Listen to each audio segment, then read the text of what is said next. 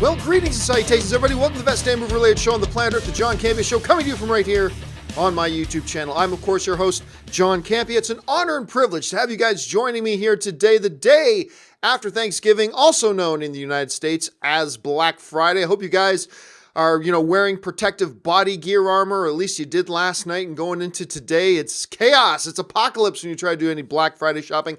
Here's the thing.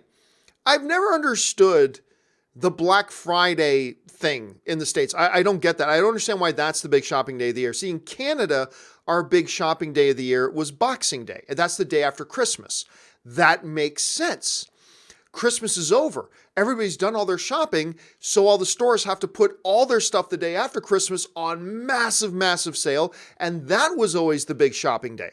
Was Boxing Day. I remember I'd go out with my dad and everything, Boxing Day shopping. So I've never understood the Black Friday thing, but a lot of people getting lots of deals. Anne went out last night doing her Black Friday shopping because the store's open at 6 or something. Bought a couple of new laptops. I might get a new TV today. I don't know. We'll have to wait and see. I know one of the things I'm going to do today. Anne and I are going to go down to Universal Studios Park, and we're going to go to Harry Potter World. And because they've got the snow at Harry Potter World today, so Anne wants to go see that. So we're going to run down and go see that. Anyway, we've got a bunch of stuff that we're going to talk about here today on the John Campea Show. We're going to talk about Lion King. The trailer dropped yesterday. Obviously, Disney may be positioned for 2019 to win the overall biggest box office year for a studio in history. We're going to talk about, the other day we talked about who's the greatest actor of the decade. We're going to talk a little bit about who could we consider to be the best actress of the decade. That, and of course, your live questions. But before we go to any of that kind of stuff, let's do some house cleaning and talk about the results of yesterday's question of the day. Now, of course, yesterday's question of the day was, do you think it's time for the Academy to introduce a Best Female Director category at the Oscars? So split it up, a Best Male Director category, a Best Female Director category. I made the argument that I do not think they should do that, and I gave you all my explanations why I believe that. But I put it to you guys to see what you think, and overwhelmingly, you guys seem to agree with me. 81% of you said, no, we should not have two separate categories for female director and male director, but almost 20%, 19% of you guys, almost 1 in 5, actually still believe that, they should have a Best Female Director category. But overwhelmingly, you guys seem to agree with me on that one. 81% of you guys said no, they should not have a Best Female Director category, and they shouldn't split it up. And we will, of course, guys, have a new question of the day a little bit later today. All right, with that out of the way, let's go on to the first email today. And by the way, guys, how do you guys send in a question or a topic or an email to be on the John Campea Show? It's simple. You just email me anytime at john@thejohncampeashow.com. That's it. Just email me at john@thejohncampeashow.com. Make sure you put the word topic in the subject line. And as always, guys, keep those emails to 90 words or less. All right, now let's get on to the first email today. And the first email today comes to us from Andre Roy, or if you pronounce it like Patrick Waugh, it's Andre Waugh, who writes, "Hey, John, I just saw the new Lion King trailer, and oh my God, I don't even have words to describe my excitement. This was my favorite animated movie as a kid. I'm sure you're excited too. Next summer cannot come fast enough. I'm also happy that Darth Vader does a voice." All right, thanks a lot for the question, Andre. And listen, it is not often that a highly anticipated trailer catches me by surprise. Because, we normally know when, an Avengers trailer is going to drop. Even if it's only like 24 hours early, we generally know. I had no idea. And maybe there was a press announcement and I just missed it. I, though, had no idea there was a Lion King trailer coming yesterday. So, yesterday, me and some friends and family were sitting around our place yesterday as we're cooking the food for Thanksgiving dinner. We're watching football, which is, of course, what you do, right? So we're watching football, and during one of the commercial breaks, this image comes on screen, right? No music, no anything, just a sunset or sunrise coming up on an African landscape. And just as a joke, we're sitting in the room watching the commercial, and I go, and now we all laugh, yeah, it does, because it kind of looks like the opening of the Lion King trailer. And then we kept watching, and it's like, wait, that kind of looks like it's from the Lion King too. And so, oh my God, is this the Lion King trailer? And all of a sudden, we're all in the room, like looking at each other, and we're waiting. And then the actual sound comes out and all that kind of stuff. And holy crap buckets. Oh my God, this trailer is basically utter perfection. If you wanted to try to design what would be the absolute perfect way to do your first teaser for a live, quote unquote, live action, it's all CGI, but like quote unquote live action, a CGI'd Lion King movie, a modern updated Lion King movie, that is exactly how you do it. That is exactly how you do it. And like there are just so many moments, and I'm getting the hair on my arm is standing up. You can literally see it. The hair is starting to stand up on my arms. I was so just jaw dropped, whether it was the wildebeest running down into the canyon or all the animals heading towards Pride Rock or whatever. And then, oh my God, when Rafiki came up onto the stone. Now, I didn't look this up. I'm assuming, I could be wrong. Guys, correct me if I'm wrong. I'm just going to assume Keegan-Michael Key is voicing Rafiki. Oh my God, when Rafiki came up, I'm like, oh, that looks awesome. Like I'm just sitting there completely freaking out about how good he looks. And then I'm like, tell me Rafiki's going to hold up the new baby Simba. Tell me he's going to hold him up. And then, oh my God, they did the shot. Well, first of all, with him putting the little red swash across his forehead and then holding him up and the camera spinning around and all that kind of stuff. And I don't use the term often, but joygasm comes to mind. Because look, Lion King may have been your favorite animated movie as a kid. It is to this day my all-time 100% no questions asked is my all-time favorite animated film. The Lion King is my all-time no questions asked all-time favorite animated film. And to see this stuff was just nothing short of absolutely glorious. Absolutely glorious.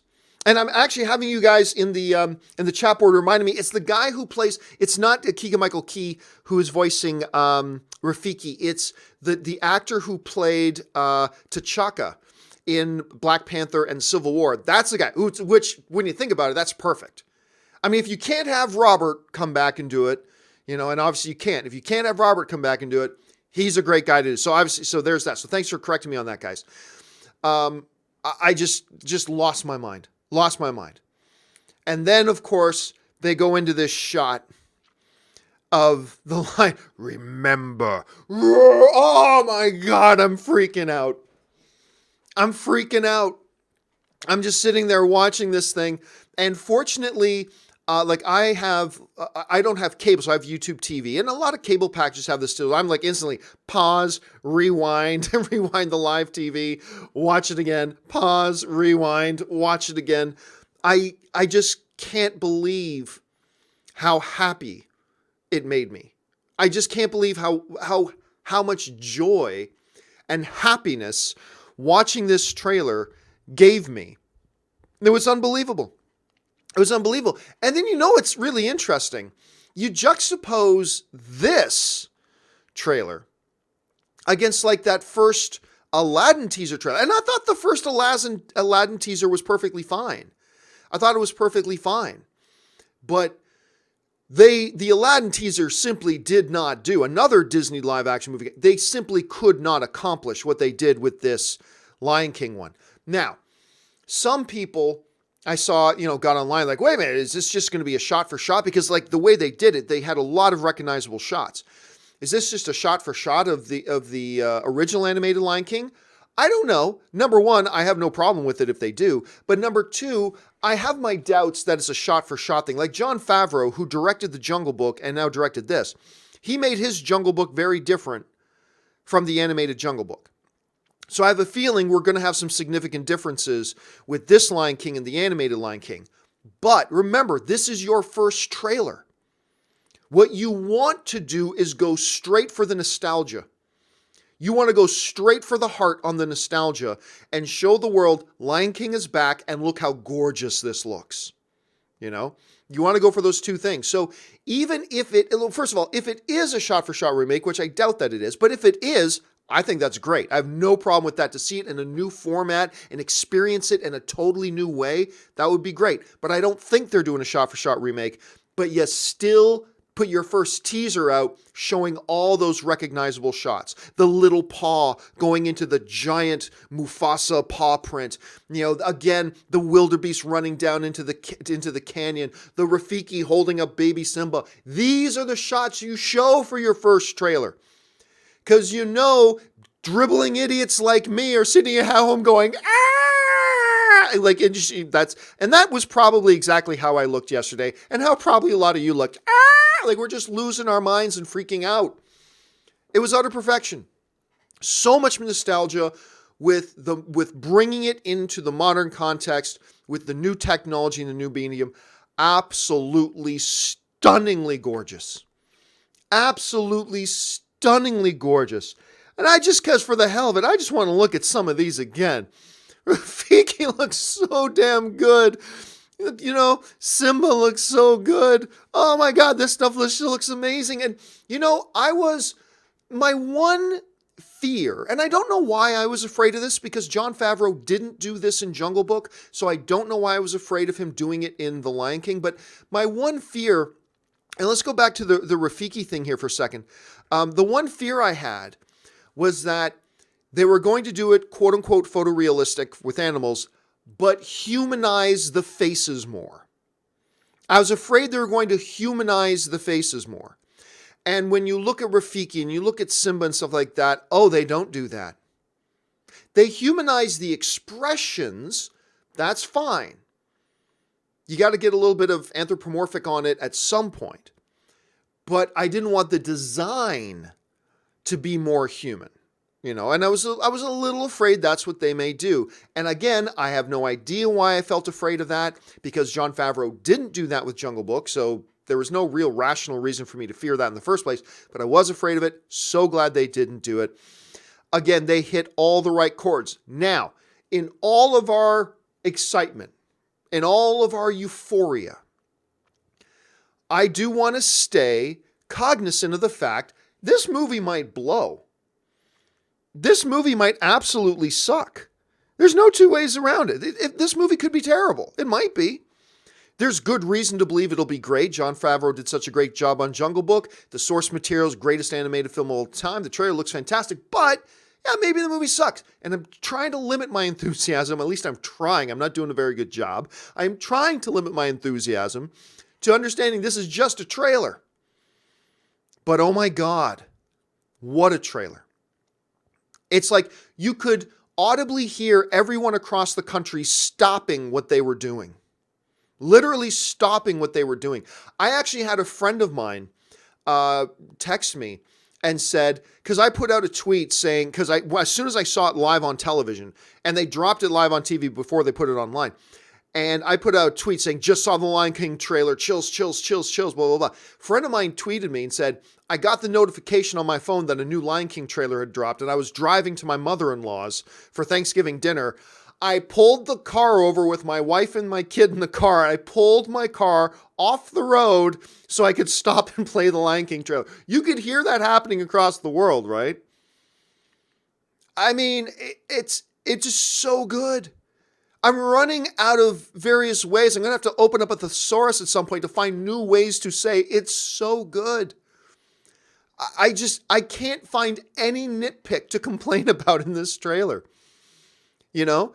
And it's just amazing how far it supersedes like that Aladdin one that came out.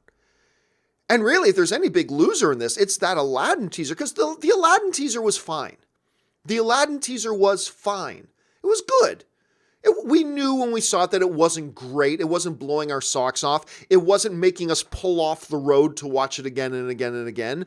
It wasn't doing any of that, but it was fine. It was fine for a first teaser, yes.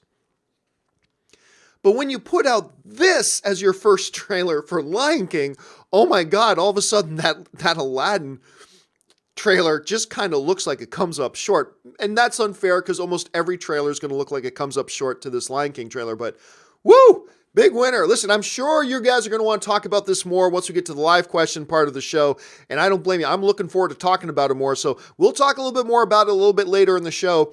But for now, it's time for us to move on to email number 2. And our second email of the day today comes to us from our good friend Armando Sierra, who writes, I was watching the Lion King trailer, weren't all of us, and as soon as the music started, it hit me. Captain Marvel, Dumbo, Avengers 4, Aladdin, Toy Story 4, Spider-Man Far From Home, The Lion King, Star Wars Episode 9. Is Disney about to have a historic year in 2019? All right, thanks a lot for the question, Armando. And yeah, when you see, like when we think about Disney and the big films opening, obviously our minds go right to Avengers 4, Star Wars Episode 9. Toy Story 4 has been in the news a lot lately, right? We've seen Toy Story 4 a lot. But then the Lion King thing comes out, and then we're like, oh yeah, there's also that Captain Marvel, and oh yeah, there's also this, and there's also that, and blah, blah. And by the way, that Dumbo trailer that came out like recently, that was damn freaking good too. That was a really good trailer. And you start thinking, what kind of a year is Disney going to have? Okay, so let's put this in context. Right now, the biggest year in history, box office-wise for a studio, is Disney. It's 2016. Disney's 2016. Just behind that is Disney's 2017. So and Wreck-It Ralph is still to come out. It's not going to catch Disney's 2016, but Disney's 2017 is going to end up probably being the second biggest year. Or forgive me, Disney's 2018, I should say, is going to end up being the second biggest year for a studio in box office history. So you get Disney's at number 1 with 2016 at like $7.6 billion. Disney's 2018 is probably going to wind up in the number 2 spot right now. It's going to probably come in around $7.3 billion. I think it's where it's going to end up after Wreck-It Ralph comes out. Wreck-It Ralph 2, that is. Universal's in third place with 2015 was Universal's. That's when their huge Jurassic World movie, their Fast and the Furious movie, was a huge movie. It was the number 1 for a while until Disney came out in 2016 and beat it. So the mark right now to beat is Disney's 2016 at $7.6 billion. Can Disney's 2019 beat it? We got 8 major films coming out. And by the way, some people have been asking me, hey, with Disney having so many of these big films coming out, aren't they going to like trample on each other? Because not only do you have these big major films coming out, a lot of them come out pretty close to each other. Isn't Disney threatening to like kind of cannibalize on its own box office? Well, okay, let's take a breath for a second. Let's take a look at what actually we're dealing with when it comes to Disney in 2019. It is a heavy hitter lineup. March 8th, we've got Captain Marvel. I'm guessing that one's going to come in around $700 million. My guess right now is going to come in around $700 million. We'll obviously change our guesses as we get closer to the actual release date of the movies and we see new trailers. I'm pegging Captain Marvel around $600 million. Dumbo comes out March 29th. That's 3 weeks later. That's plenty of distance in between their films. You know me, as long as you're not opening 1 week right after the other, as long as you got 2 weeks, that's fine. Movies make by far the biggest chunk of their money in their first 2 weeks of release. So as long as you're at least 2 weeks separated, I think you're fine. There's 3 weeks separating Captain Marvel and Dumbo. And by the way, again, nobody was thinking about Dumbo. That newest trailer came out and it's like, wow, this movie looks really sweet. It looks really, really sweet. And the emotion you could feel in it as well. This could be a lot better than we were thinking. I'm not even a Tim Burton fan. I'm picking Dumbo to make around $400 million. Anyway, then we've got about 5 weeks later, 4 or 5 weeks later, we've got Avengers 4 coming out. That opens up on May 3rd. 3 weeks after that, we've got Aladdin. Avengers 4, I'm pegging about 1.8, 1.9 billion. Right now, I'm not predicting it'll cross the $2 billion mark. It may, but it'll be up there. It'll be in the neighborhood of 1.8, 1.9, something like that. Maybe a little bit higher, maybe a little bit lower, whatever. Then you got 3 full weeks before Aladdin opens up on May 24th. And again, I think the trailer looks perfectly fine. It just doesn't look so good next to this Lion King trailer. Anyway, then we go almost a full month before Toy Story 4 comes out on June 21st, right? So plenty of room in between Aladdin and Toy Story 4. From there, we've got a couple of weeks between Toy Story 4 and Spider-Man Far From Home. So there we've really only got about a 2-week difference. That's the closest they get. But again, I think 2-week separation is perfectly fine. Then you got another 2 weeks of separation between the July 5th of Spider-Man and then the July 19th of Lion King. Again, that to me is the most contentious window. That June 21st to July 19th, where you got Toy Story, Spider-Man Far From Home, and Lion King all opening up in that 1 month window. I still think they're perfectly fine because they at least have a couple of weeks buffer in between them. And let's face it, Toy Story 4, Spider-Man Far From Home, and Lion King are all films people are going to want to see. People will go to the movies multiple times in that month to see these movies. Then you have a huge jump to December 20th with, of course, Star Wars Episode 9. In the question of, can Disney's 2019 beat Disney's 2016? With that mark of $7.6 billion, it's a tall order because you're saying that basically speaking, each one of these 8 movies needs to average around $1 billion each. And that's a tall order. Even given the fact that movies like Avengers 4 and maybe Lion King might flirt with the $2 billion mark or exceed it. So let's say for argument's sake that an Avengers 4 and a Lion King each make $2 billion. Okay, that leaves $4 billion that needs to be made between 6 films. Dumbo I don't think is going to exceed $500 million, but it'll be pretty good. I think Captain Marvel is going to come in around $700 billion. I think Spider-Man's probably going to come around $800 to $900 million. Toy Story 4 is going to crack $1 billion. I think Aladdin's probably going to come in around the $650 to $700 million range. And I think you're talking about Star Wars Episode 9 in the $1.5 billion range. These are just all very early preliminary guesses at this point. It's going to be close. It's going to be close. It's going to be damn close. I'm going to guess, and again, this is just a preliminary long-term guess. I will change my guesses as we get closer. But my preliminary guess is that 2019 will fall just short. I'm guessing 2019 will fall just short of that 2016 mark of $7.6 something billion. Just short. Not by a ton, but just short. That's my guess right now. But it very easily could exceed it. So what do you guys think? Do you think that Disney's 2019 can exceed that $7.6 billion at the box office from Disney 2016? Jump down in the comments section and let me know. But don't only just answer me there. Actually, let's be pragmatic. Let's get to today's question of the day. And today's question of the day is straight up that. Can Disney's 2019 box office total become the biggest studio year in box office history, beating out Disney's 2016 total of $7.6 billion? Here's how you answer today's question of the day. Go to my Twitter. You can see that my Twitter handle is simply @John Campea, really simple to find. By the way, make sure you're following me on Twitter. But anyway, the very top tweet right now is that question of the day. That question of the day, let me go there right now and just see exactly how I have it worded here. So the way I have it worded is this. The John Campea Show question of the day. Will Disney's 2019 be the biggest studio box office year in history? Woo! Right, we got over 800 votes right now. And overwhelmingly, you guys completely disagree with it because I'm guessing it's going to come just short. But right now, 93% of you right now are saying yes, it will beat the 2016 thing. 7% of you are in agreement with me that no, it won't beat the 2016 number. Again, it's a tall order. It is a tall order because, again, it's $7.6 billion. That means these 8 films need to roughly average out about $1 billion apiece. That's a lot of money. That's a lot of cash. But it's going to be tight. It's going to be close. So once again, guys, just jump on over to my Twitter page. Top tweet is the question of the day. Register your vote, and we will, of course, go over the results of this poll on Monday's John Campea Show. All right. With that out of the way, let's move on now to the third and final email topic of the day.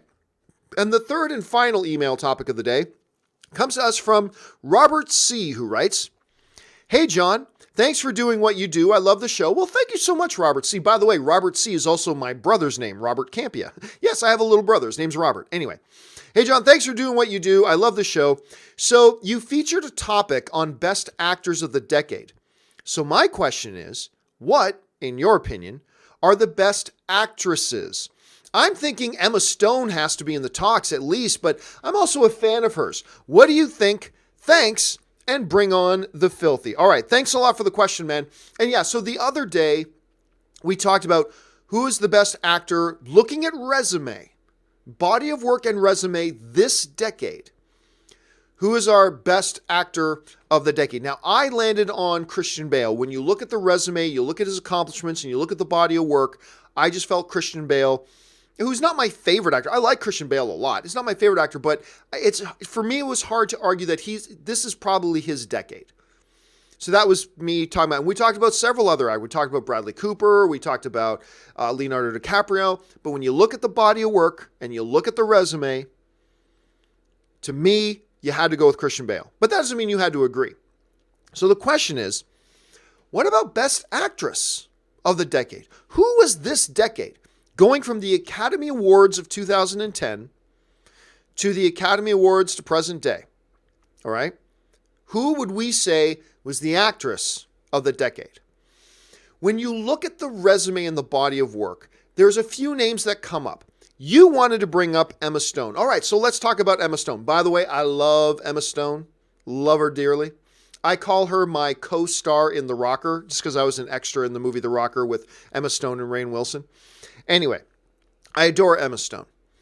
What's Emma Stone's resume for making a claim to actress of the decade? Well, it's not shabby. She has 2 Academy Award nominations. And remember, the Academy, the nominations come from the actors branch of the Academy. These are all actors who nominate for the acting categories at the Academy Awards. So whenever I hear anybody say, the Academy Awards doesn't know what a good actor is, I say, you do realize that the nominations for the acting categories are made by the actors branch of the Academy, who are all actors. Are you saying that actors don't know what good acting is? Is that what you're... Anyway, so 2 nominations. And most importantly, she's got to win. And she was nominated for Birdman, which she was great in, but didn't win for that. She was also nominated for La La Land, for which, of course, she did win her Academy Award. And she was great in La La Land.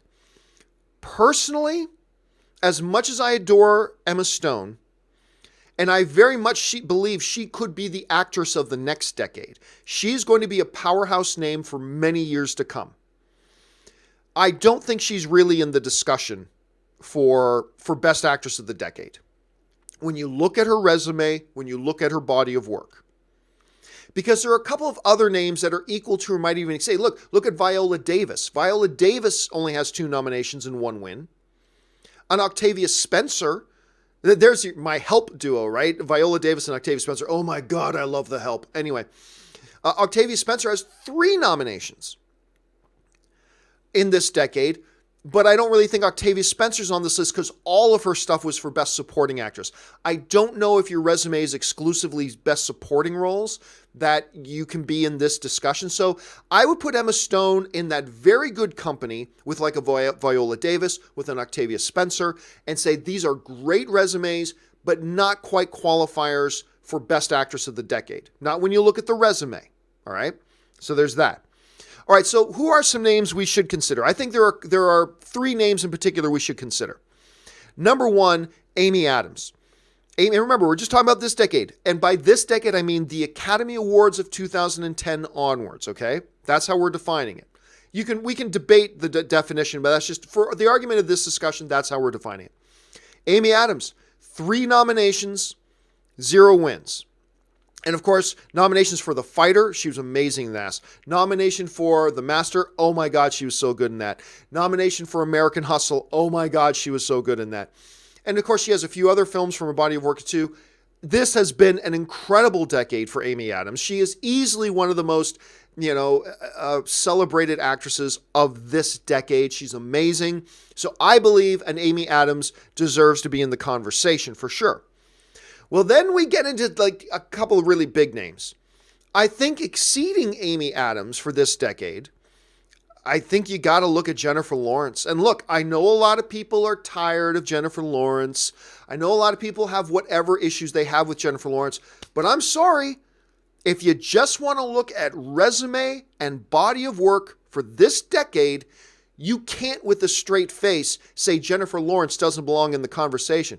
This girl brings to the table 4 Academy Award nominations, including, and you got to count, win. There's a win. She's got a check mark in the win column, right? So she was nominated for Joy, which was not a great movie. Joy to me was not a great movie, but holy crap, she's good in it. Holy crap, she's good in it. She was nominated just like Amy Adams. She was nominated for American Hustle. The movie that really introduced her to the world, Winter's Bone. She was nominated, incredible in that. And of course, very deservedly, she won her Academy Award for Silver Linings Playbook, which she did with Bradley Cooper. Fantastic. This is a resume of resumes. If you're going to have a serious, straight-faced discussion and try to take any pre-existing bias out of it, this is a resume of resumes right here. 4 nominations, 1 win for Best Lead Actress.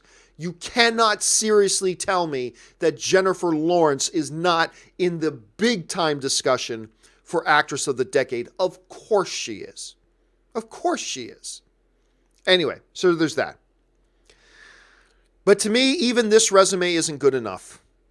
To me, it's a no-brainer. If you're looking at resume and body of work, it's a no-brainer. Your Actress of the Decade is the Streep monster. It's Meryl Streep. Yes, this decade. Because in this decade alone, this lady has garnered 6 nominations, including a big win, for incredible performance in Our Lady. She was nominated in The Post. She was nominated for Florence Foster Jenkins, another movie that I don't think is a great movie, kind of like Joy for Jennifer Lawrence, but holy crap. If you want to see an acting clinic, watch Meryl Streep and Jodie Forrest Jenkins. Or in Florence Foster Jenkins. Jodie Florence Jenkins Bertha. Anyway, in Florence Foster Jenkins. Go watch her in that. Clinic. Another film that I'm not all that thrilled with, Into the Woods. But you watch her in that, holy crap, she's amazing in that. Iron Lady won an Academy Award for, and one of my most favorite underrated films, not in my top 5 most underrated, but in the conversation up there, my top 20 underrated films, is Julie and Julia. I loved her in that. Bon appetit! Just so good. Look, I'm just saying, and I know there's some people who don't like for Meryl Streep. Maybe you're just over her because she's been the front runner of actresses forever. Maybe you don't like her for this reason or that reason. That's all fine. All I'm saying is take all pre-existing biases out of it. You can't argue with the resume. 2 more nominations than I believe the next runner-up, which would be Jennifer Lawrence, and a win for Best Lead Actress. On top of whatever amount, forget all the other stuff pre-2008 or pre-2009 Oscars. Forget all that stuff. 6 nominations, 1 win. Sorry, show me another resume that comes close to that. To me, it's a no-brainer. It's Meryl Streep. I mean, you can have the discussion about it. And of course, at the end of the day, it's all subjective. Obviously, it's all subjective. I'm saying Meryl Streep and I'm saying it's a no-brainer. But then again, that's no more or less relevant, no more or less valid than your opinion if your opinion is Viola Davis or if your opinion is Jennifer Lawrence, or if your opinion is Emma Stone. It doesn't matter. It's all subjective. But I'm just saying, I believe if you break it down to the resume, I got to go with the Streep monster. So, look. Some really good names to be in there. Viola Davis, Octavia Spencer, Emma Stone, Amy Adams, Jennifer Lawrence, the Streep monster, some really good things. But to me, I like to do it by the college football way of doing things. Look at the resume, look at the body of work. To me, you got to go with the Meryl Streep. But you might say it's somebody else, which is totally cool and totally relevant. Jump down in the comment section below and let me know what your actress of the decade would be. Jump down there and share your thoughts. All right, guys, with all of our emailed topics out of the way today, and it's a holiday Friday, so we just had to shorten them out. I want to spend some more time on live questions. Of course, the whole rest of the staff have the day off today, but I wanted to give you guys a little dose of movie talk here today, especially after that Lion King trailer.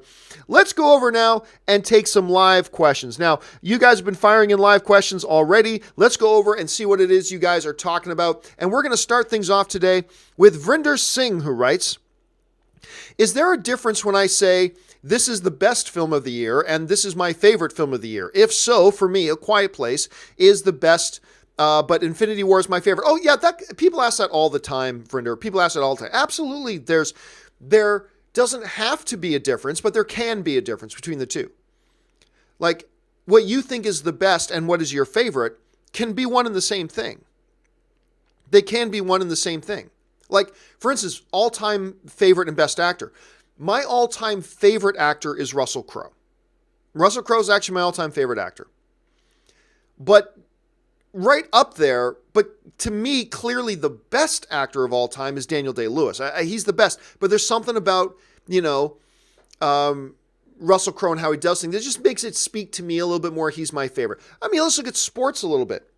Like, my all-time favorite hockey player is probably down to one of two or three guys. I mean, you're talking about Mario Lemieux.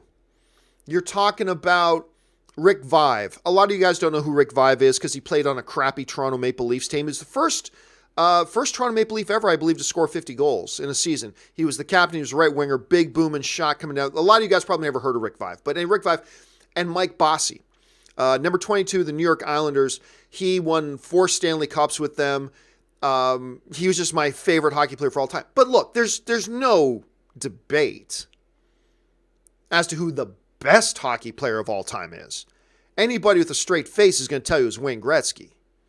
Wayne Gretzky is the greatest hockey player of all time. Wayne Gretzky may very well be the greatest professional athlete of all time. Nobody's ever dominated their sport the way Gretzky dominated. I remember ESPN did this system of analytics where they broke down about just how much ahead a certain athlete was from the rest of their contemporaries compared to other dominant athletes from other sports. And you had Michael Jordan, you had a few other names on there. But the way ESPN broke it down is like the distance between Wayne Gretzky statistically and the rest of his contemporaries was such a huge chasm. Michael Jordan there was a good bump in there too, but it wasn't nearly as big as Wayne Gretzky's. So anyway, depending on the day you ask me my favorite hockey player of all time, Mike Bossy, Mario Lemieux, Rick Vaive, it's in there somewhere. But, I mean, who's the best? The best is Wayne Gretzky. The best is Wayne Gretzky. I've got a lot of friends who hate Tom Brady, but they'll say, but Tom Brady's the GOAT. Tom Brady's the greatest of all time. Even though they hate him, but they'll say that, right? So yes, there doesn't have to be, but there can be a difference when it comes to movies about what your favorite is and what you pretty much acknowledge the best is. Look, my favorite video game movie of all time is probably Mortal Kombat. Is Mortal Kombat the greatest video game movie of all time? No, it's horrible in so many ways, but it's my favorite. It's my favorite. What can I say, right? So yeah, I believe they don't have to be different, but they can be different. The difference between what is your favorite and what you think is the best. There absolutely is. All right, Vrinder Singh follows up with, but I am hoping that Mortal Engines becomes my favorite and best of 2018. Look, Mortal Engines has a lot of fans because of the novel series. I have never read the novel series myself. I think the trailers look quite good.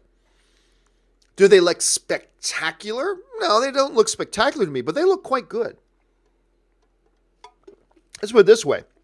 Those Mortal Engines spots, they've got me intrigued to see the movie, for sure. I don't think a lot of people are going to go see it, but I'm totally intrigued to see it. I'm hoping it turns out to be as good as it looks, so fingers crossed.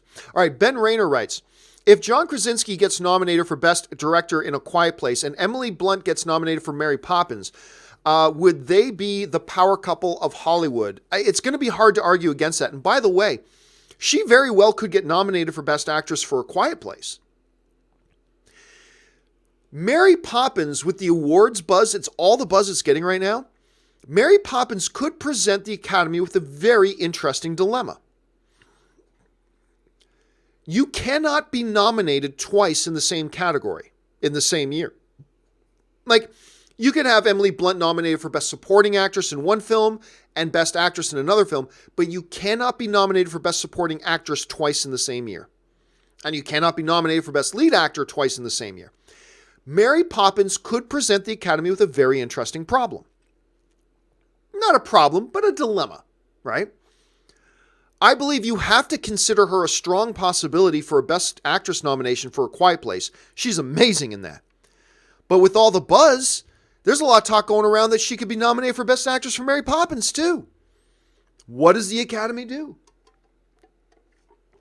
How do they approach that? I'm not sure. I'm not sure what the answer to that is. But yes, I believe you get Krasinski nominated for Best Director, which I believe there's a good 60% chance he will be nominated, maybe 70% chance he'll be nominated for Best Director. Not a guarantee, not a lock, but I think there's a good 70% chance he gets nominated for Best Director. And Emily Blunt gets nominated for Best Actress in the same year. Yes, I believe they are now the Hollywood power couple. I really do. I don't know who else you look at. I mean, there's Joe Manganiello and his wife, and she's great, but are they the Hollywood power couple? I don't think so. I mean, Brad and Angelina are no longer a thing, so that's gone. Tom Hanks and Rita Wilson, they are still maybe Hollywood royalty, but are they the power couple in Hollywood? I don't know about that. So yeah, I'd have to say, you know what? I might even say, even if neither of them get nominated, Krasinski and Blunt might be the power couple in Hollywood right now.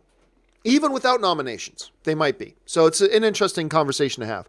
Donaldo Martinez writes, I had no idea Jackie Chan won an honorary Academy Award. Well deserved, absolutely. When you look, this guy's influence on the medium of film is undeniable.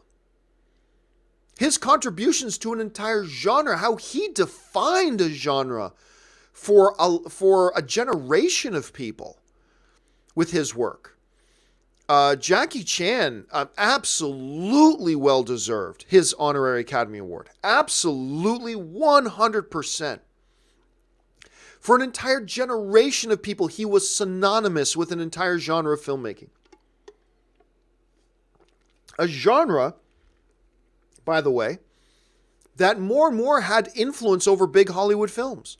Not that Hollywood started putting out a bunch of kung fu movies, but you can see that the influence of the kung fu movie genre, more and more over the past couple of decades, have become relevant in major films that aren't even kung fu movies, right? So, to my opinion, absolutely well-deserved. Mike Hill writes, Arrowverse crossover nearly here. Please don't make Superman job to anyone is my only concern. Yeah, I wonder, with seeing Superman, I'm just speculating here. I don't know anything about the crossover Arrowverse stuff this year, other than Barry and Oliver switch places. I don't really know much about it. Seeing the one picture of Superman in the black suit, I cannot help but wonder if they're going to do a little bit of Injustice Gods Among Us, where Superman is the villain and everybody needs to team up to try to stop him. I won't consider it Superman jobbing if the rest of the universe has to get together to try to take him down. I don't consider that jobbing. Now, if Arrow fought Superman and beat Superman, that's jobbing. If Flash fought Superman in the CW universe and Flash wins, that's jobbing. Superman already jobbed to Supergirl. All that is ridiculous. But I would have no problem if it took Flash and Team Flash and Arrow and Team Arrow and Supergirl and her allies, and all of them have to team up to take down Superman, and they take him down after all of them teaming up. I wouldn't consider that jobbing. I consider that a badge of honor. And if they did that, you'll hear no complaints from me. No complaints from me. Again, I don't know that that's what they're doing. I don't know that at all. But if they did it, no problems from me. All right, Manuel Fernandez writes, I can't help but be very worried that Lion King will just be a shot-by-shot copy of the original. It'll definitely make money, but I don't know if they can add anything to the story. What do you think? Well, first of all, they absolutely can add lots to the story. Any story you can completely add tons of stuff to. That's a no-brainer. Absolutely you can. But like I said at the beginning, I don't believe they're going to be doing a shot. And I don't think just because the teaser trailer was that, I don't think that means anything. I think they very specifically made their teaser trailer to hit the audience where it counts, and it worked. I think we'll all agree it worked. And Jon Favreau didn't do shot by shot when he made his Jungle Book. Why should we assume that he was going to do it here? But even if he did, even if they do a shot by shot thing, which I do not think they are, and I don't think there's any real reason to believe that they are, but even if they did, I have no problem with that, because just the change of the format and practically the medium, it's going to be a very different experience as an audience member. You cannot make an argument that my experience that I had watching that trailer was very unique to anything other experiences I've had with Lion King before. You could do a shot-by-shot remake, but because it's presented in such a different way, it's going to create a totally different experience. And so, I would say, number one, they absolutely can add tons to the story if they want. They absolutely can. Number two, I do not believe that there's any even real strong reason to suspect or worry that they're going to do a shot-by-shot remake. I don't think they're going to do that. But number three, even if they did do a shot-by-shot remake, I still believe it creates a very unique experience for the audience watching it. It'll be a completely different presentation of that story, which will create a very different experience for us watching it. So it's not something I worry about either way. Honestly, Manuel, it's not something I personally worry about either way. Let's see how it all actually turns out, though. Great question. All right. Ben Hayusa writes, The Lion King is my all-time favorite childhood movie, and wow, the teaser announcement trailer gave me chills, smiles, tears, memories. Absolutely. And for me, it's not just my favorite childhood animated thing. It's my all-time favorite animated film, period, stop, end sentence, speak no more, do not pass go, collect $200. It is the king of animated films to me. You know, one of the most brilliant thing about Lion King is this. You have no idea when Lion King takes place. That movie could have taken place in 75 BC, and it could have taken place in 2010. Right? Watch Lion King. There's absolutely nothing to suggest or give any reference to when that movie takes place. And I love that. In and of itself, that makes it completely timeless. Makes it completely timeless. I love it. But yeah, man, my response to it is just like yours, Ben.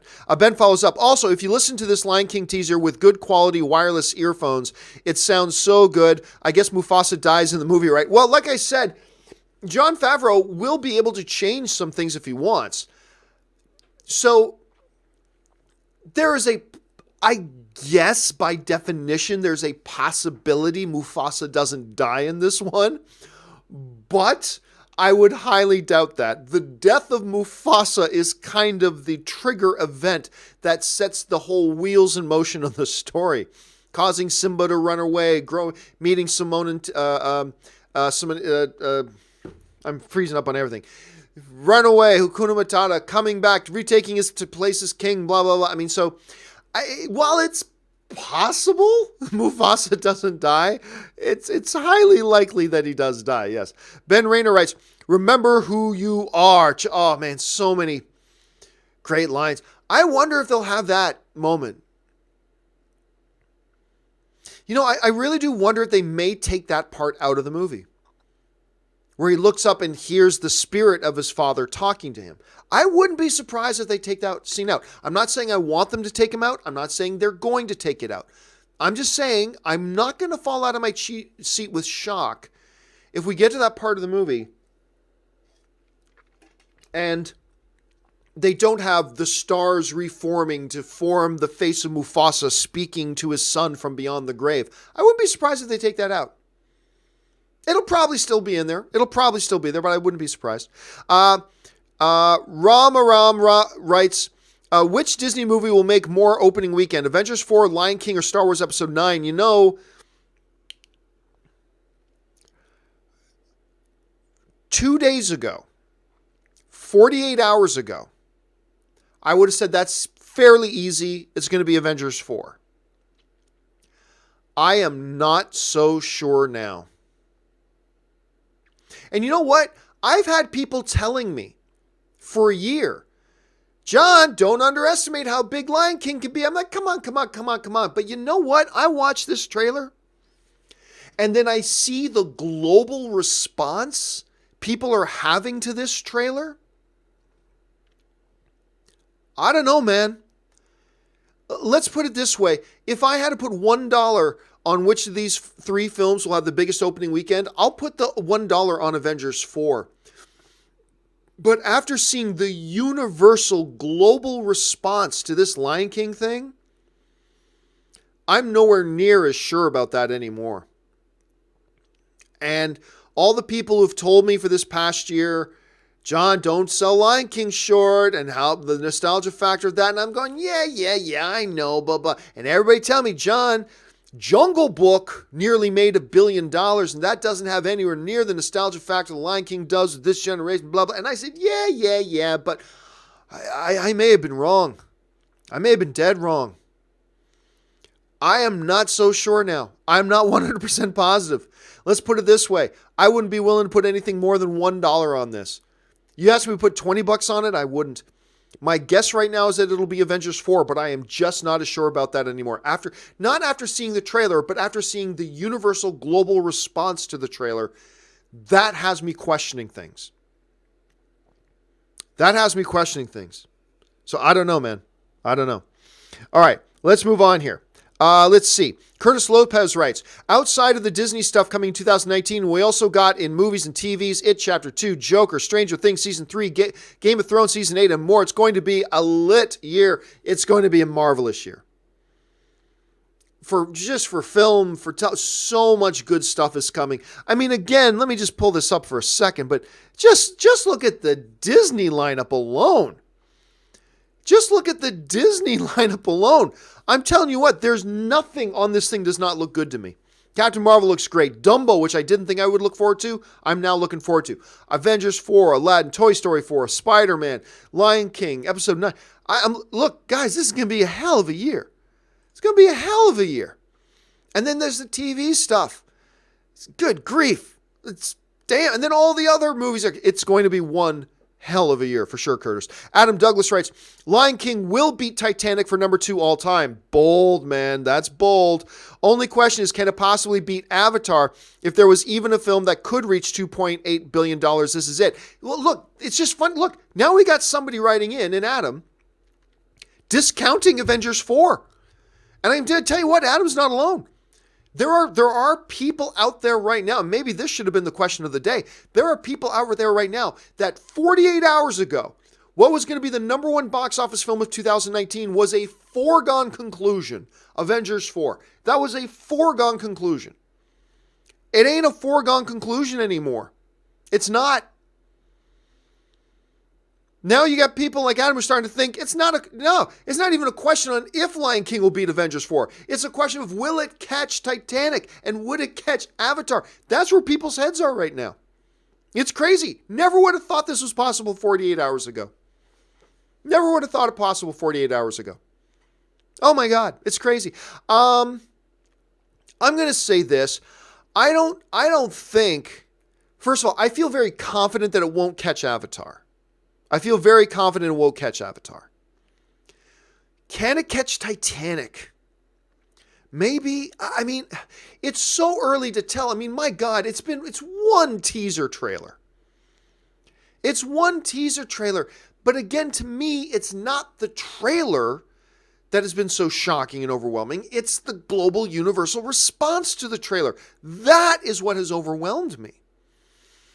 And it's our worldview, okay, the landscape of the 2019 movie world just changed drastically from 48 hours ago. I mean, that's just the thing. It's kind of crazy.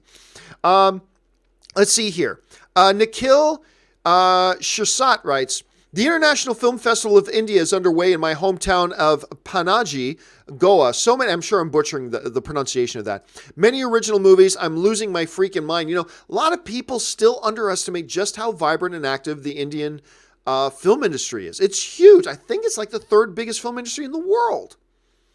It's crazy. We don't have a lot of opportunity to watch a lot of stuff that comes out of there. And, granted, culturally, it's a little bit different from us. So not a lot of people in North America watch a lot of Indian film. But it is a huge, vibrant, active, growing film community over there. It is absolutely nuts. Roma writes, about the Jack Johnson question yesterday, a perfect documentary to watch would be The Unforgivable Blackness.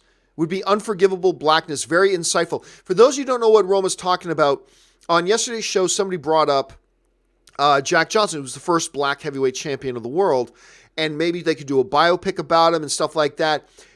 Excellent that Roma's bringing this up. There is a documentary on it, Unforgivable Blackness. If you get a chance, go and check it out. Thanks for bringing that up, Roma. Good one to point out.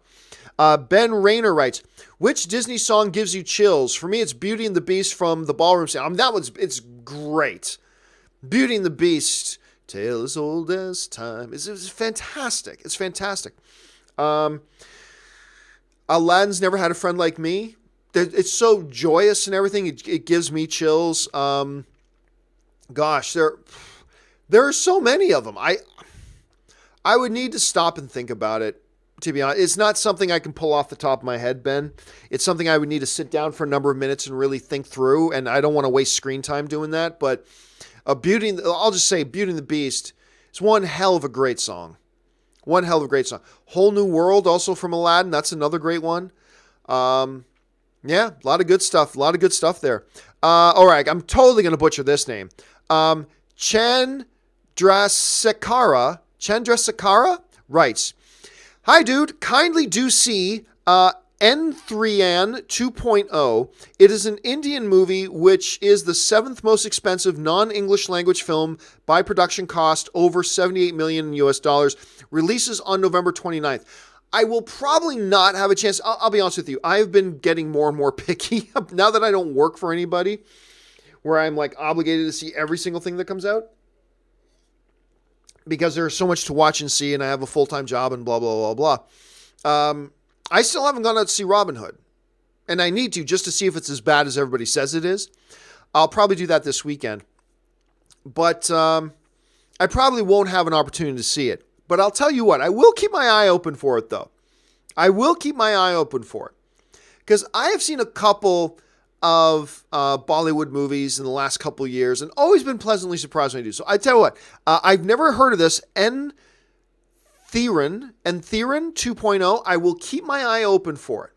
When it does drop me a reminder. Not in Super Chat, just send me an email. Drop me a reminder. And maybe if I get a chance, I'll check it out. All right. Jared Vester writes, with the death window of movies coming out in December, with The Mule with Clint Eastwood, directed by him with the guys who did the screenplay of Gran Torino, is my most anticipated film that month. The trailer was amazing. And look, I don't know what they were thinking, because the day I heard about The Mule, I got excited about it. Clint Eastwood, the story sounds amazing. Bradley Cooper's in there too. Oh my God, this sounds great. I'll never understand the rationale in dropping it in that death window with all those other huge movies opening in December. Now, I get it. On one hand, they want it to qualify for Oscars. I think it originally was going to open in 2020, and then I think they said, "Oh my gosh, you know what? This thing is Oscar worthy." So they dropped it in December. I get that, but the box office hit they're going to take. But then again, you could make a counter argument that, hey, a lot of people who are interested in The Mule are not the same people that are going to run out and want to see Mortal Engines, right? So counter programming, you could make that argument. And I guess there's a valid argument to be made for that. But yeah, The Mule is another one I'm dying to see. Absolutely dying to see that one too. It's got to rank up there. And the trailer was fantastic. Do yourself a favor and don't look in those bags. Family's the most important thing, and I lost mine. It's so good. And watching him and Bradley Cooper going, toe to toe, could be fantastic. This might be the last film we see Clint Eastwood do. I mean, he's got to be considering retiring at some point, right? Enjoy yourself, man. Go enjoy yourself. Go sit on a beach and sip Mai Tais. Play Jenga. I don't know, but every time Clint Eastwood does a movie now, we do got to wonder, hey man, this could be the last one he does. So there are many different reasons to be intrigued and enamored with and really interested in this Mule film. But I'm on board with it as well. I'm totally on board for it. Preston Walden writes, 2 quotes, same movie. Put that coffee down. Coffee is for closers. ABC, my friend, always be closing. Your job is to help us, not F us up. Brilliant. That's the 3 names, Glengarry Glen Ross. Unless that was quoted in another movie too. That's Glengarry Glen Ross. And yeah, filled with iconic Hall of Fame kind of actors. ABC, always be closing. Preston Walden follows up. A Private War was amazing with Rosamund Pike. Deserves a bid. Seeing Green Book tonight. Can You Forgive Me Saturday night and Creed 2 all on Tuesday. All with A-list. And seriously, what A-list has been, I cannot begin to tell you how much I've been enjoying A-list. And I'm getting really excited for what Regal is going to come out with. Because Regal's getting ready to launch their program. Because they're owned by Cineworld. Cineworld's had a movie club program for over a decade. So they're going to make one here. And I'm telling you what, A-list has been a godsend. Godsend. And I'm constantly hearing from you guys the great experience you have. So superior to what MoviePass was. So superior in every way to just about anything else. And there's some good movies. Look, Cinemark's got a really good movie club program right now. I'm still a Cinemia member. I enjoy using Cinemia for when I got to go see a movie that's nowhere near an AMC. There are some good options out there. But man, the AMC A-list one has just blown everything away. It is such a great deal. Anyway, and by the way, I went to buy my Amazon Prime special advance screening tickets for Aquaman that's playing on December 15th. You could buy up to 10 tickets. I bought 6. And I just assumed, since this was a special screening, that my AMC A-list wouldn't apply. So I went in and bought my tickets. And it goes, minus $19 off your thing because one of your tickets goes towards A-list. I'm like, what? This counted? My A-list counted for this? Seriously? I couldn't believe it. It was amazing. Then I bought a couple of tickets for the Bumblebee screening on December 8th. Because, they're doing a 3-week in advance Bumblebee screening. So, or a 2-week in advance Bumblebee screening. I bought my tickets. I just assumed since this was a special industry advance screening, the A-list shouldn't work for it. It shouldn't. It shouldn't work for it. It's a special screening. I should have to buy those tickets. When I went in to check out, boom, it said minus this price of the ticket because your A-list counts as one of these tickets. I'm like, what? Couldn't believe it. Cannot believe how good this A-list thing has been. Anyway, let's see. Dan Ketchum writes, could Spielberg make a good DC or Marvel film? Of course he could. He's the greatest filmmaker of all time. Any good director could make a good DC or Marvel film. As long as they're a good, talented director, any director could make a good DC or Marvel film. Steven Spielberg's the greatest filmmaker of all time, so obviously he could. Dim Sum 05 writes, don't you think Michael B. Jordan always plays the same style of character in each movie? I mean, he's a superb actor, but I think he's been typecast. Oh, I disagree. 100% I disagree. No. I do not believe Killmonger is anything like his character from Fruitvale Station. I don't believe his Fruitvale Station character is much at all like Creed. I don't think either of them are much like his character in Fahrenheit 451. I don't think his character in 451 is much like his... So no, I don't. Now look, quite often he's the lead male protagonist. And all lead male protagonists have some similarities. All lead male protagonist characters have certain similarities. Does Michael B. Jordan also have those certain similarities? Sure, because he's usually the main lead male protagonist. And there are certain traits and characteristics that most of these lead male protagonist roles will carry. Michael B. Jordan's roles are no different. But I think he's played them all quite distinct. So no, on this one, Dim Sum, I'm going to disagree with you.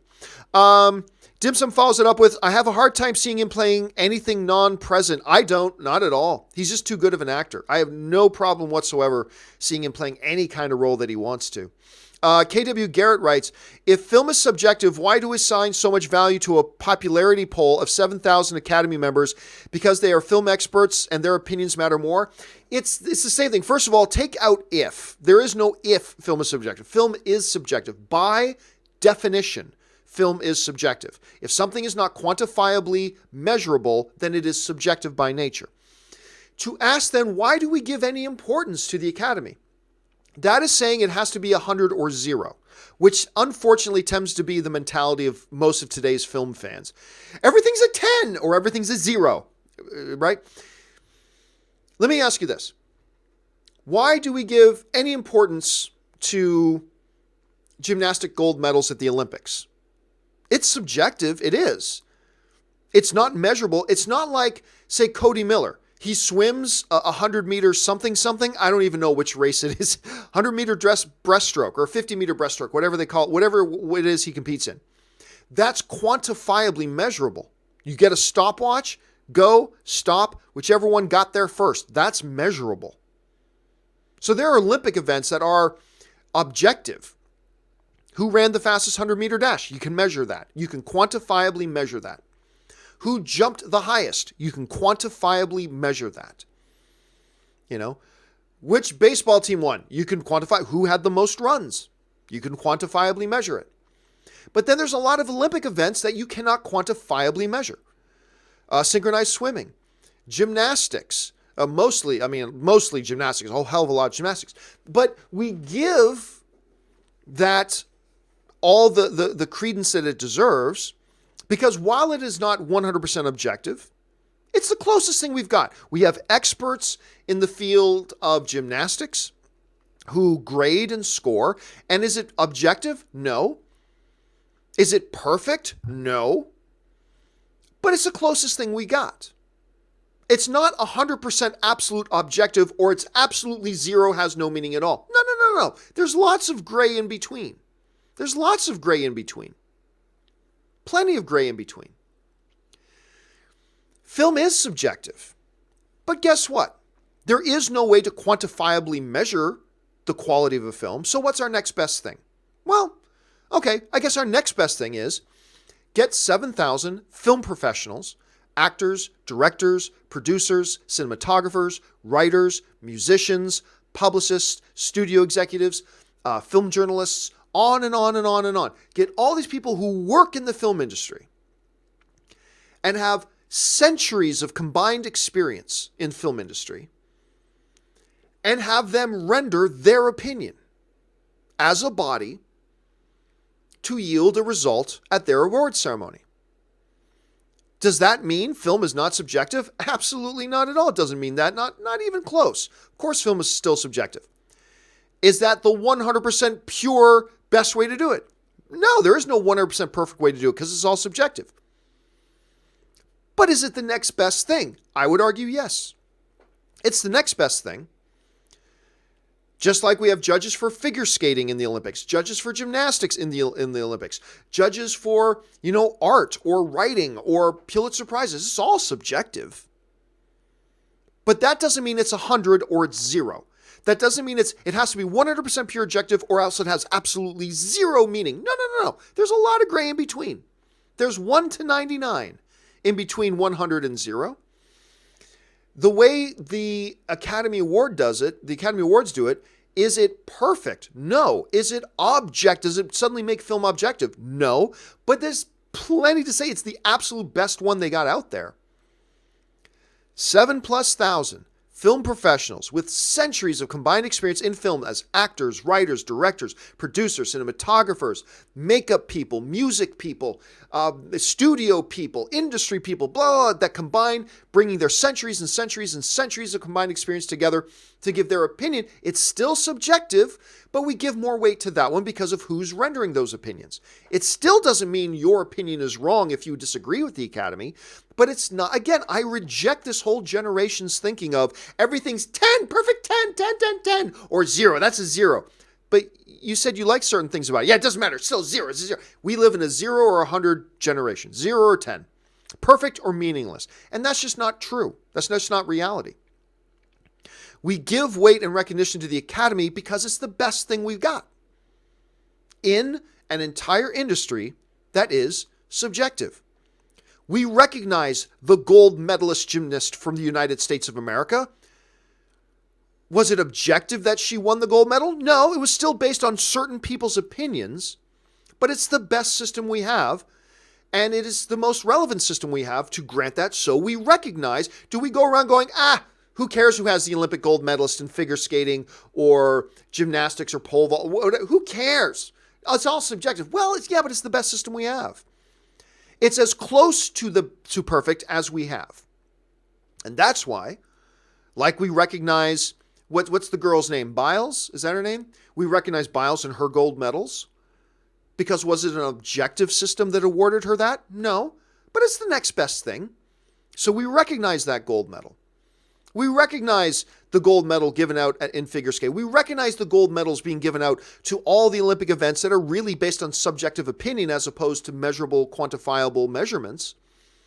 But we recognize that it's the best, closest thing to perfect we have, so we recognize that. That is the same thing with the Academy Awards. We have the most qualified people rendering their opinions, but it's still subjective. But it is the closest thing we've got, so that's why we give it the recognition it deserves. So anyway, I could go on for like a half hour or 45 minutes about that. I'm not going to do that because we're only halfway through the questions. We're already past 10 o'clock. So I'm just going to keep going. All right, next question comes to us from Curtis Lopez, who writes, how's your Thanksgiving? Favorite Thanksgiving dish? My Thanksgiving was great. I had friends and family come over to the house yesterday. We hosted it here. My favorite Thanksgiving thing is always stuffing. It's really the only time of the year I get to have stuffing. Stuffing is my favorite thing about not the turkey, although Anne also prepared these stuffed peppers with like this seasoned ground beef and rice, and that was really good. But my favorite thing is always stuffing. And it was a great Thanksgiving. Thank you, Curtis. Let's see. And then Curtis asked before that, planning on buying anything Black Friday? Well, bought a couple of new Chromebooks for some things I need around the studio. I'm looking at getting a PlayStation 4. I'm not a console gamer, but I am thinking about picking up a PlayStation 4. And we're thinking about getting a new TV for the bedroom because we got a small TV in the bedroom. We're thinking about getting one a little bit bigger for the bedroom. Nothing too crazy, though. Nothing too crazy. Grandmaster writes, when The Circle of Life played, my tears just started to roll. How can music be so powerful? Oh, absolutely it is. This is the most personal Disney movie for me. I cannot wait. Again, Grandmaster, it is that universal global response we're seeing to that movie, the emotional response people around the world are having toward this movie that is really making me starting to question my whole assumption that, obviously Avengers 4 is going to be the biggest movie of the year. I'm not so positive about that, man. And you're right, music has such a power. Look, the moment I start hearing the Imperial March play anywhere, I stop. Doesn't matter where, if I'm in a mall, if I all of a sudden hear the Imperial March playing somewhere, I stop and listen. It elicits all that kind of stuff, the Rocky music, whatever. But yeah, Circle of Life, absolutely one of them too. Pardon me. Okay. Orange Hand writes, I'm hearing a lot of optimism for the next few years of the Leafs, Raptors, Jays. Are you hopeful for the future of Toronto sports teams? Well, I pay a little. First of all, the Raptors have been very good for a while. They're probably going to win the East this year. Everyone was talking Boston and Philadelphia. It's like, guys, the Raptors are the most improved team in the East this year. They are clearly going to win the East this year. So the Raptors. I'm not a baseball fan. I don't even consider baseball a real sport. And everybody gets mad at me when I say that. But the Leafs is the one I care about. And right now, the future for the Leafs looks brighter than it has in my entire lifetime. The Leafs' future has never looked brighter than it does right now, so I'm very excited about it. All right, Mantu Vatten writes, watched La Vida è Bella, Life is Beautiful, in my Italian class this week. Holy shit, what a movie. It might be one of the best films I have ever seen. It is one of the best films I've ever seen. It is in my top 10 all-time favorite films. It is probably the first movie in history that's ever made me cry in it. The director and star of the film, Roberto Benigni, he won a couple of Academy Awards that year for the film. It is a masterpiece in filmmaking. Life is Beautiful is an absolute masterpiece in filmmaking. I don't care if you like period movies or not. I don't care if I don't like reading subtitles. Get over it. Watch Life is Beautiful. It is one of the best movies ever made. It's one of the best movies ever made. It's so powerful. And I remember, no word of lie, I watched this film in a movie theater in Saskatchewan, in Saskatoon, Saskatchewan. There were Hell's Angels in that theater. Everybody was weepy-faced at the end of that movie. everybody. You will be emotionally moved by this movie. It's incredible. Thanks for sharing your experience. All right. Adam Douglas writes, the last line from the kid in What Men Want trailer literally had me laughing hard out loud. The trailer did its job. My interest level has risen. I don't know if I've seen the latest What Men Want trailer. I do know this. I remember when the first trailer with Taraji P. Henson, when the first trailer came out, I saw all the news headlines. What Men Want trailer lands, delivers the laughs, and blah, and everyone was talking about it. It's like, oh, great. So I turned it on. I thought the trailer was meh at best. At best, I thought the trailer was meh. But everybody was raving about it. So I don't now. If you're talking about a new trailer, Adam, I haven't seen the new trailer. All I can do is hope that it impresses me more than the first trailer does. So I'll have to wait and see. I will go check that out. Patrick Conway writes, the Lion King trailer is stunning. Look forward to Scar traumatizing more people. I guess it will be the second biggest movie of 2019 behind A4. Yeah, I ain't so sure about that anymore. I'm not saying it's going to beat Avengers 4. I'm just saying I don't feel nearly as sure about Avengers 4 being the biggest film of the year as I was 48 hours ago. I'm just not nearly as sure about it anymore. And yes, I cannot wait to hear Chiwetel Ejiofor as Scar. I'm very excited to hear that. That's going to be great. All right. Hector Jeter writes, got the notification of the trailer as I was driving and had to pull over off the highway to watch it. I got more chills watching than any MCU trailer. It's so funny you mentioned that because I had a friend text me the exact, he wasn't on a highway, but I had a friend text me the exact same thing. He was in the car going to his mother-in-law's, had to pull off to the side of the road to watch the trailer. So you're not the only one who had that. And I agree. I got more chills watching this trailer than any MCU trailer. I'm not saying it's going to be better than an MCU movie. Don't misquote me. I'm just saying this trailer gave me more chills than any of the others. The last time I felt these kinds of chills was the Infinity War trailer where Thanos punches down with the gauntlet and Captain America stops his hand and holds his hand and goes to Thanos looking a little confused. That gave me so many chills. But this one may have equaled that. Gio writes, Drago's son was full CGI. Creed 2 is a worthy sequel. I don't know that Drago's son was CGI. Creed 2 was indeed a worthy sequel. As good as the first Creed, I don't think so, but damn good nonetheless. A really enjoyable film. TL Lucario writes, how would you do a Robotech film? Just curious.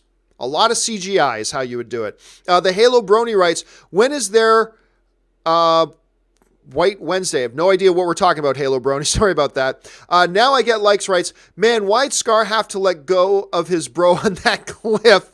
I'm telling you, like, why would Scar do that? He's so mean. Oh, Scar. And it is going to, first of all, Chiwetel Ejiofor is one of my favorite actors. You guys know this. If you've watched me for any period of time, you know how much I like Chiwetel Ejiofor. I think him and Ben Foster are probably the most underrated actors in the business. It's going to be tough, man, especially with them bringing back James Earl Jones to do the voice of Mufasa. It's going to be tough because I would argue almost equal to James Earl Jones' Mufasa was Jeremy Irons' Scar. And I don't know, man. I almost feel like you maybe shouldn't have brought James Earl Jones back if you're not bringing back Jeremy Irons' Scar.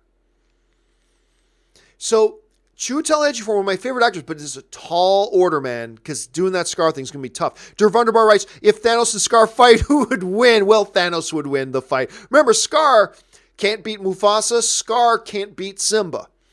So, remember, Scar himself says, when it comes to brains, I got all the brains in the family, but when it comes to brute strength, I got the shallower end of the gene pool. So who wins in a fight? Easily Thanos. All right, guys, listen. I don't want to leave any questions left over, so I'm going to, and we're already at 20 minutes after 10, so I go a little bit longer when I'm doing the show from home, but I'm going to just try to go through very quickly these last remaining questions. I want to get them all answered. Please don't send in any more if you haven't already.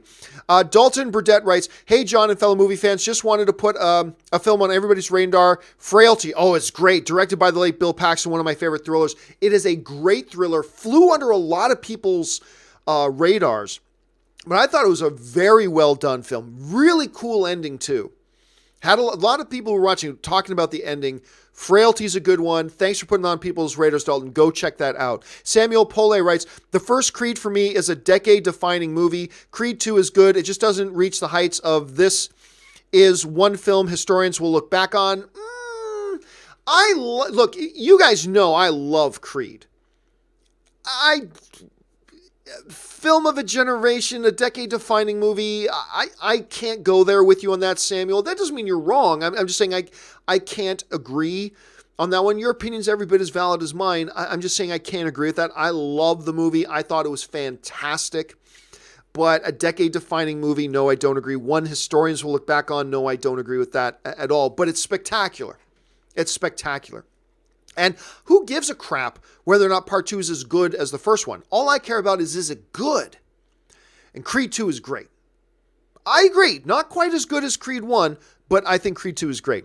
Let's see, Dervunderbar. Clementines. I can see it in my head, but I cannot remember off the top of my head. Everybody in the chat board name the movie. Halo Brony writes, I am the weirdo who does not like the first Lion King movie, but I love the sequel, no joke. Oh, Lion King, what was it called again? Something about the pride or whatever. Yeah, there wasn't another Lion King, but you know what? Halo Brony, that is the thing. Because films are subjective, no matter how good a movie is, there are going to be people who don't like it. That's the subjectivity of film. There are people who don't like The Godfather. There are people who don't like the original Star Wars. There are people who don't like Lord of the Rings. There are people who don't like Casino. There are people who don't like, Goodfellas. There are people who don't like Gone with the Wind. Because the nature of film is subjective, that by definition means there are going to be people who love what a lot of people think are crappy movies. So, hey, you didn't like Lion King. I'll look at you and say, you're crazy, dude. But hey, that's the subjectivity of film. That's what it is. So don't you feel bad about that. Curtis Lopez writes, the guy who played T'Challa's dad is Rafiki. Yeah, we already have mentioned that. Keegan-Michael is one of the hyenas, which makes perfect sense. Yeah, and T'Challa's dad is T'Chaka. And I'm trying to remember the name of the actor. I really like the actor, too. He's got a really strong screen presence. And now that you think about it, he's the perfect guy to replace Robert as Rafiki. Curtis Lopez writes, that was Curtis Lopez, sorry. Let's see, we're going down to Chris Warden, who writes, as soon as that song hit in the Lion King trailer, got chills down my spine. Enough already, Disney. How much more money do you need? LOL, 2019 will be lit. I mean, I don't often use the word perfect, very rarely, but tell me how that trailer, as a first trailer, that's not wanting to give away too much, tell me how you could have done that trailer any better. Seriously. How could you have done that trailer any better at all? It was perfect. And I don't like using that word. But as a first trailer, it was perfection. I can't think of a single way you can give 0.1% improvement to that trailer. I just can't. As a first trailer, it just blows my mind. Ben Rayner writes, the way you loved Lion King trailer is how I love the first Beauty and the Beast live action trailer. My favorite animated movie, number one, Beauty and Lion King. Look, Beauty and the Beast was remarkable. First animated film. The original animated Beauty and the Beast. First animated film in history to be nominated for Best Picture. Not nominated for that stupid little Best Animated Feature fake Academy Award. The real one. It got nominated for first animated film in history, got nominated for. I love that movie so much. And yeah, I got a big kick out. As much of a kick, though, as I got out of the first live action trailer, I didn't quite have this reaction. They were both great, but I got to say, Ben, I'm going to disagree with you a little bit on this, that it's the Lion King one for me. For you, it was Beauty and the Beast. I'm sure for some other people, it'll be Beauty and the Beast as well. All right, Daniel Fitzpatrick writes, that trailer looks awesome. No doubt, Daniel. No doubt. The global response has been crazy. Sasuke Kuchiya writes, have you seen the trailer for Destroyer starring Nicole Kidman, potential Oscar nomination? The trailer is amazing. I've heard some people say, I know one or two people who've seen the movie already and say, understand, put this in context, understand the career, the Academy Award-winning career of Nicole Kidman. I'm having some people tell me it is the best performance of Nicole Kidman's career. She ain't had some crappy little career. This is an Academy celebrated, awards-laden career she's had. And I've got people telling me it may be the best performance of her career. Absolutely. The trailer looked remarkable. I cannot wait to see this thing. She plays like a gritty cop. Never would have put her in a role like that. But then you see the trailer, it's like, I believe it. Cannot wait to see this thing. Der Wunderbar writes, have you seen the animated Asterix movie? Nope, never even heard of it, Der Wunderbar, to be honest with you. Thanks for putting it on my radar, though. Callias Menon writes, 4 years ago, first teaser for Force Awakens came out. Was that 4 years ago today? Really? Crazy. If that was 4 years ago. Woo!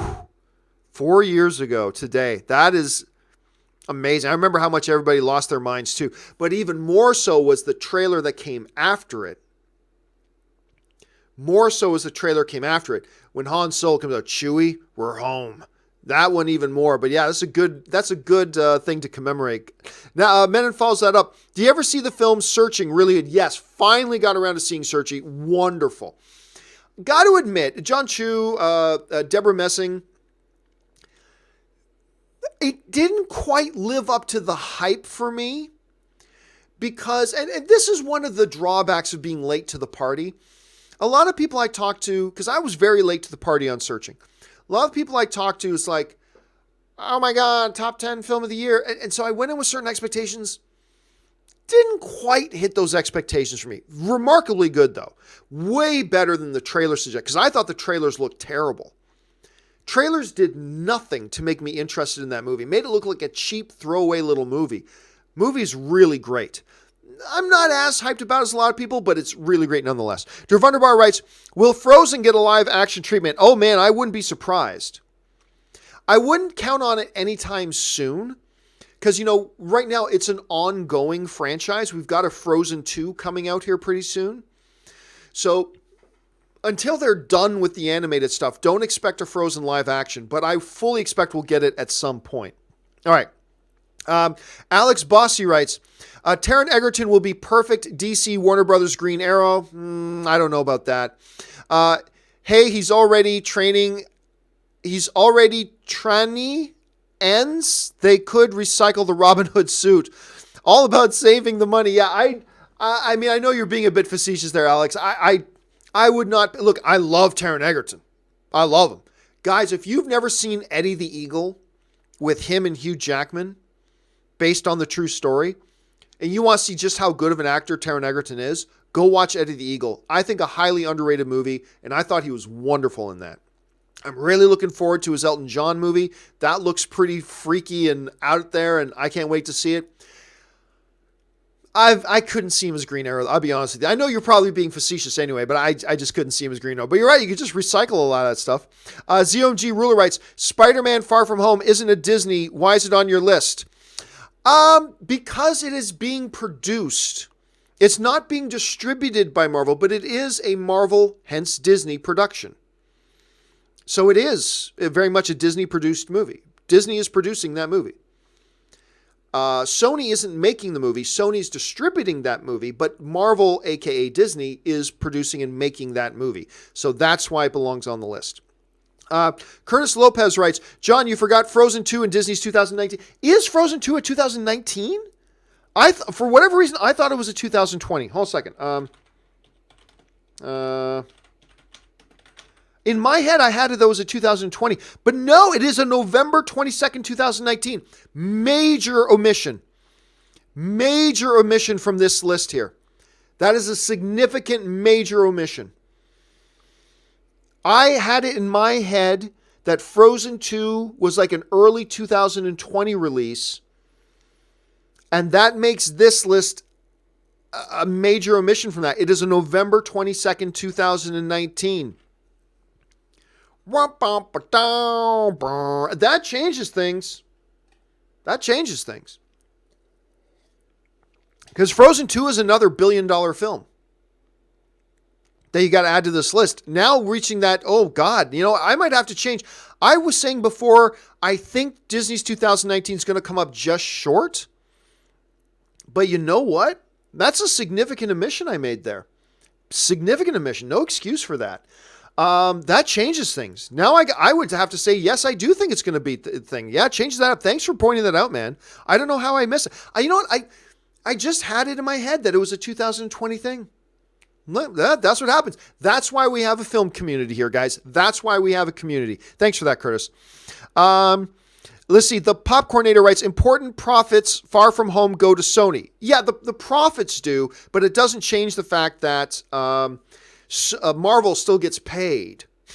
Marvel and Sony still get paid big money, and the better that movie does, the more money they get made. But yes, as a distributor, Sony collects all the money. Yes. Der Wunderbar writes, I would not be surprised if it did, John. I don't know what we're talking about, Der Wunderbar. Will Frozen get the live action treatment? Oh, yeah, no, I'm not going to be surprised at all. That again, I'm just saying I don't think it'll be anytime soon, just because they have an ongoing series right now. Chris Warden writes, isn't Spider-Man Far From Home mostly Sony, with Disney just getting a small percentage of the box office? Also, forget about Frozen 2. Well, don't forget, when you're adding that up, a big chunk of the box office goes to a lot of different people. But the way they measure it, whose movies made the most at the box office? Remember, every studio, when you make a movie, right off the top, at least 1/3 of it goes to the movie theaters. Right off the top. Right off the top. The question isn't about who gets the most money. It's whose movies made the most at the box office. Not which studio collected the most money. It's whose movies made the most at the box office. That's what's being defined as. Marvel, aka Disney, is the production company of record for Spider-Man Far From Home. They're the ones who are making the movie. Therefore, it will count towards their box office because this is a movie they made. Sony's the distributor, but it's the movie they made. So it will count for them in that adding. Grandmaster writes, you forgot Frozen 2. Yep, I was already pointed out on that. Thank you so much. Froygon Jin writes, keep one, lose one. Toy Story movies, Incredibles movies. Keep as great and awesome as the Incredibles movies are, and I love them forever, you have to keep the Toy Story movies. Probably one of the greatest trilogies of all time. I love the Incredibles, but you keep Toy Story. Patrick Manis writes, do you think Captain Marvel box office will be hurt by not having a cameo in a previous movie, aka Black Panther? I don't think it will suffer for not having a cameo in a previous one, but I don't think it will enjoy the advantage of appearing in a previous one like Black Panther did. So you start from its baseline. Will its baseline suffer from that? No. But it won't enjoy the advantage that Black Panther have. So I know that's a bit of semantics, but that's the way I would define it, Patrick. ZCM Zombie writes, Simba, love the teaser, grew up on Lion King. Don't all of us? I mean, it is the talk of the world right now. It is the talk of the planet, that damn trailer. Gio writes, Disney, take my money, 2019, don't care anymore. It's crazy, right? That lineup. Again, trying to race through these last few ones. We're already over an hour and a half. Santaz Henderson writes, this has been a great year for movies, and go figure, we aren't even done with the year yet. Putting together a top 10 will be hard. It will. I haven't even begun in my head to remotely try to put my top 10 list together. All I know is that right now, A Quiet Place is still my number one film of the year. You know, there's going to be a place in there for Hereditary. There's going to be a place in there for a number of movies, but as of right now, A Quiet Place is still my number one film of the year, but I haven't even begun to try to pretend to put together a top 10 list. Not yet, and it is going to be a tough one. ZCM Zombie Match writes, Disney got a lock on my wallet, Star Wars, Avengers 4, The Lion King, and more and more and more and more. I thought at least that's going to be crap. Trailer looks great. I can't wait to see it. That's going to get me too. It is nuts when you look at that lineup. Rodell Oruna writes, hey neighbor, lifelong Glendale resident here. Hey, I guess Glendale's right beside Burbank. Detective Pikachu gave me a Who Framed Roger Rabbit vibe. Remake time? I don't know. See, here's the thing. Somebody else asked me before about a Who Framed Roger Rabbit reboot. I don't sense a lot of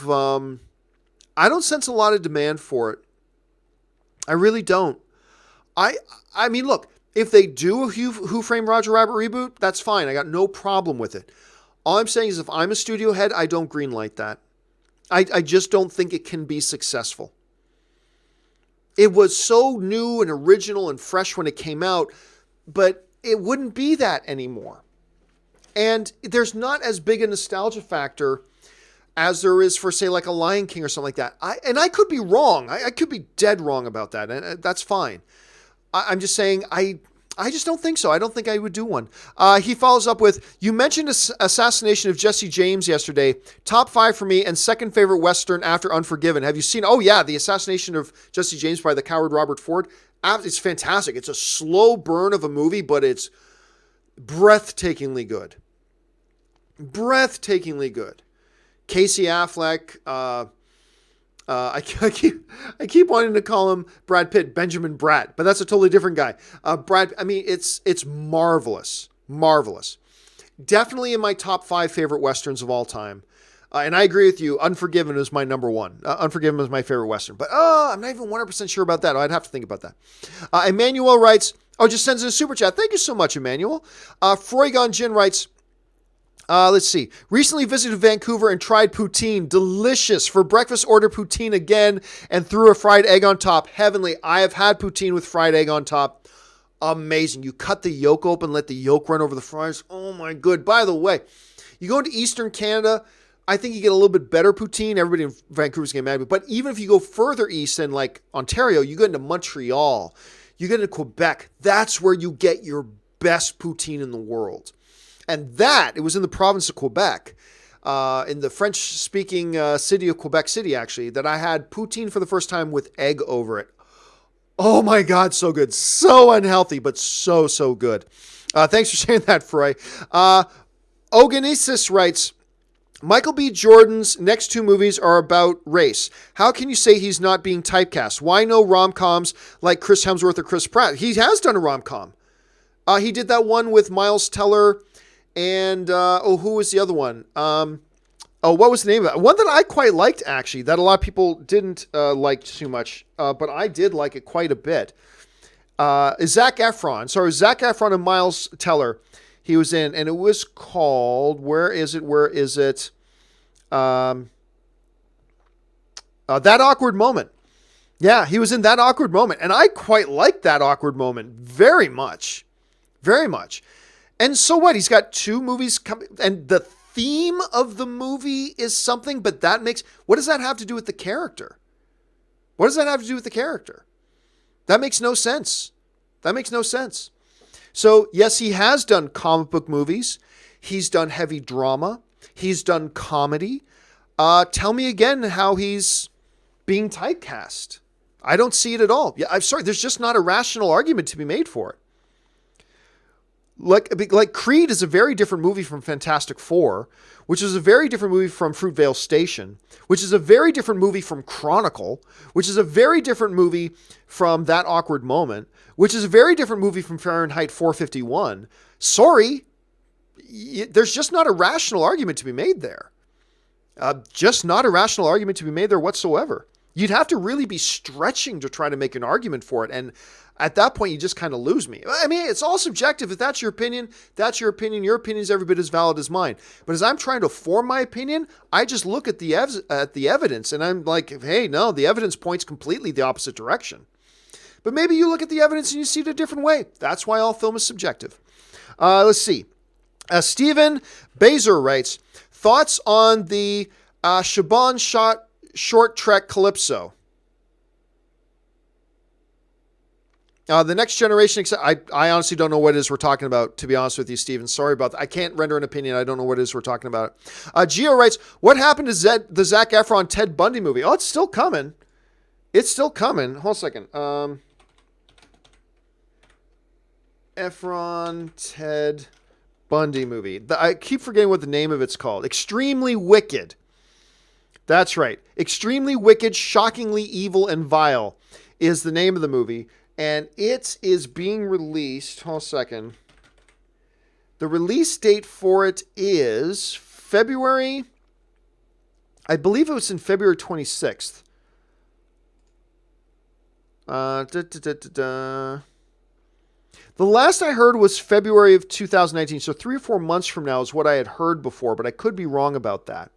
They might be pushing it. Honestly, they might push it to, they might be pushing it to later 2019 to be an award season. So it looks like right now they don't have their release date, but the word I've heard is that the studio loves this film. That makes me suspect they may want to push it to November or December of 2019 to get award season consideration. So that's just my guess right now, but that's as much as I know right now. ZMD Ruler writes, don't think Warner Brothers has had a flop this year. I'd have to sit down and look at the list of Warner Brothers films. I can't think of any off the top of my head, but I can't say that definitively unless I pull up a full list of Warner Brothers films. And final question of the day, Taki75 writes, long live the king indeed. Oh my God. And again, I get it. It's just a trailer. I know that.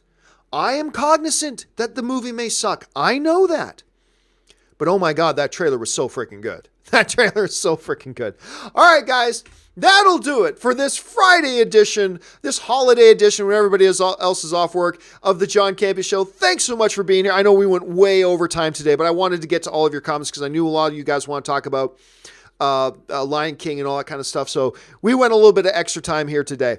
Don't forget, we will be back again on Monday for the John Campea Show, back in studio, of course. We're going to have some open mics this weekend as well. And we got a number of companion videos that we got to get through this weekend as well. So keep your eyes open for that. Guys, as always, I am grateful for you on this Thanksgiving Day weekend. Thanks for being here, giving me people to talk about movies with all day, every day. I appreciate that. You support the channel, you support me. I'm so grateful for that. And by the way, speaking of which, guys, if you're somebody who does enjoy watching the programming on the John Campea channel, do me a favor. Head on over to www.patreon.com/John Campea.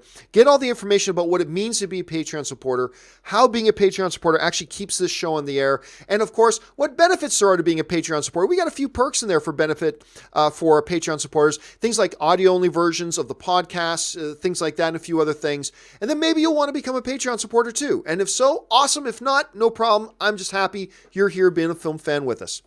That'll do it for me for now, guys. Thanks so much for joining me. Have an awesome Friday and an awesome weekend. My name's John Campea, and until the next video, bye-bye.